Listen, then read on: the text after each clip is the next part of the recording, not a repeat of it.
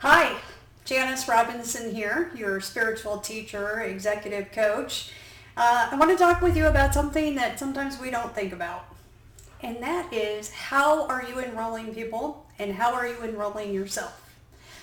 So when you think about the things that you're working on creating in your life, the conversations that you have with yourself, are you only focused on what's not working, or are you taking time to look for what is working? And then when you have the conversations with other people, are you keeping yourself stuck in the conversations that you have with other people, or are you helping yourself move forward? What does any of this mean? Let's talk about it. All right. So when I first became a realtor, I was my first year was challenging and difficult because I didn't understand the actual steps to take to be successful. So pretty much anything that you want to do in life, there's some pretty basic steps that will make you successful. But if you don't know what those are, like, you don't know what you don't know. And sometimes you might be starting out on something that's completely brand new and different, that nobody's ever done before. But you are fully capable of figuring out what the steps are. So the first thing is you want to figure out what the actual steps are. If it's something new that you're doing, then you want to set an intention to have clarity over what the steps are and start doing research or practicing or running experiments to get to the bottom of what actually works.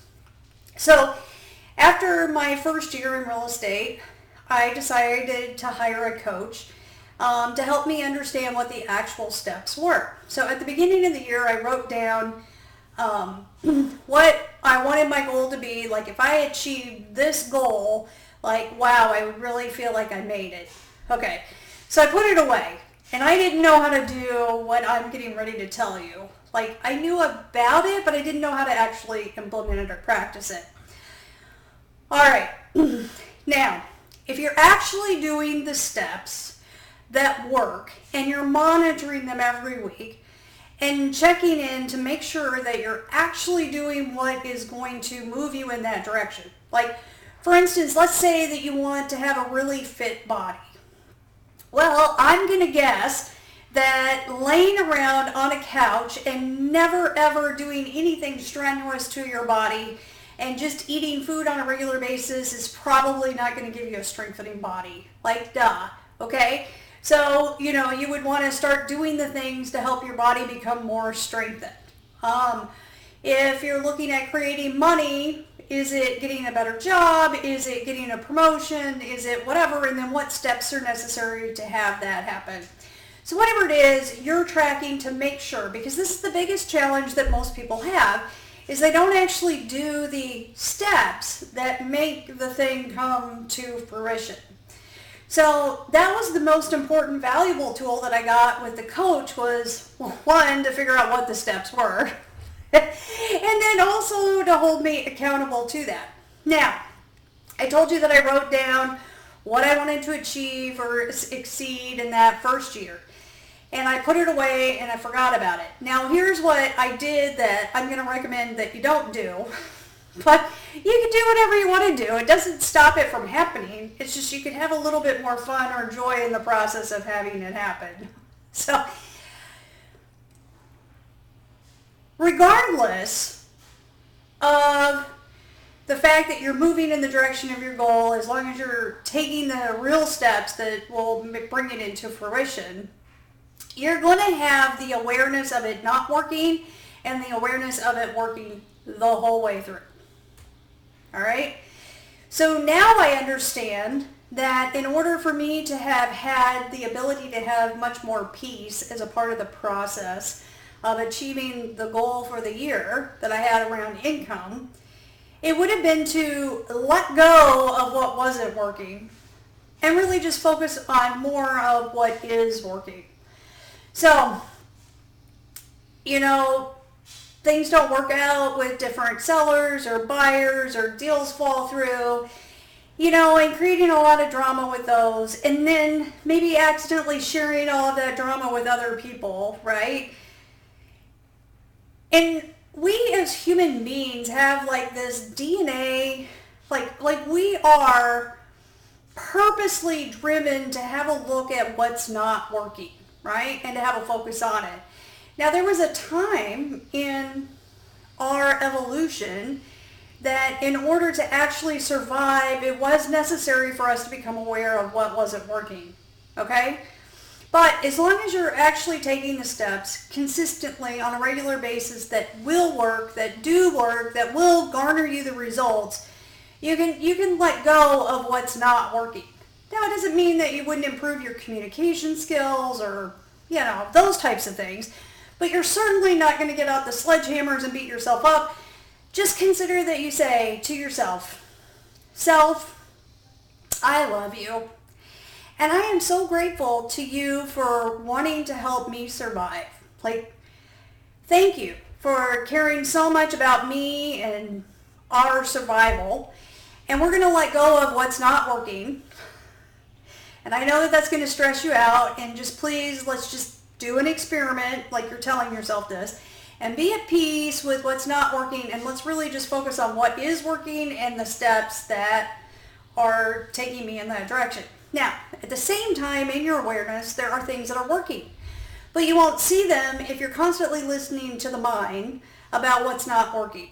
Okay? So you're just thanking your mind for warning you about what's not working. And just say, I appreciate that. And that's not what we're focused on now. And then I want you to turn your attention to what is working. Who are the people that love working with you? Where are the deals coming from that you weren't expecting? What if every day you looked for at least 5 to 10 things to be grateful for that are working? I'm getting so much better talking to people on the phone. I'm getting so much better talking to people in person. It's getting so much easier for me to do blah, blah, blah. It's getting so much easier for me to get off the couch and take action in the things that I want to create. And really be grateful for that. Now, here's the most exciting next step, is I would love for you to start telling other people about how exciting it is that you see these miracles happening. It is a miracle. It's a miracle when you get a referral. It's a miracle when you get a deal closed. You get to decide what a miracle is in your life. It doesn't have to be some huge, amazing event. It can be the smallest little thing. So start acknowledging and being aware of the miracles in your life, and begin enrolling yourself and specifically, purposely looking for the miracles and sharing those miracles with other people. I'm so excited to hear your experience of this, and you're not ignoring the part of yourself that desperately wants you to look at what's wrong. You're acknowledging that part of yourself. You're saying thank you. And you're just saying, we're going to run an experiment, and I'm going to focus on this. I would love to hear your feedback on this. Now, just so you know, that year that I didn't know how to do this, I wrote that number down. Now, I'm the type of person that I can't look at the actual, dollar amount that I'm making, per se. I can look at the action steps, and I can look at the number of transactions, or however it is for you. It's what I can focus on that doesn't put me into survival. And as long as I know that I'm doing the things that work, then I'm not worried about the end result. It'll all work out. That's the place that I'm able to come to it with now that wasn't then. So anyways, I had forgotten that I had written that down. Completely forgot about it. Didn't even think about it. Now I know that I exceeded my goal because, I went ahead with the coaching for the following year. But what was funny is 4 years later, we were getting ready to move, and I'm packing up my house, and I find this card, and it has my goal in there, and I'll never forget. I'm sitting in the floor of my bathroom because it was somehow I got stuffed away in my bathroom drawer, and I'm sitting there in amazement and awe at I exceeded that goal that year. I'd completely forgotten that I had written it down. And I was just and I remembered how much angst and anxiety and despair and white knuckling it felt. And I'm laughing about it because it was so silly for me to go through all of that anxiety When, as long as you're doing what actually works in fulfilling or completing or manifesting a goal that you're going after, you don't need to be fretting about it so much. But, sometimes we get a lot of enjoyment out of fretting, and we are hardwired to do that. So, anyways, that was probably the biggest aha for me, was when I was reviewing that, with the realization of how silly it was that I was so anxious about it. So, let me know how you're doing with whatever it is that you're manifesting on. Think about how you're enrolling people. Are you enrolling people in how amazing and how you're headed towards the goals that you want?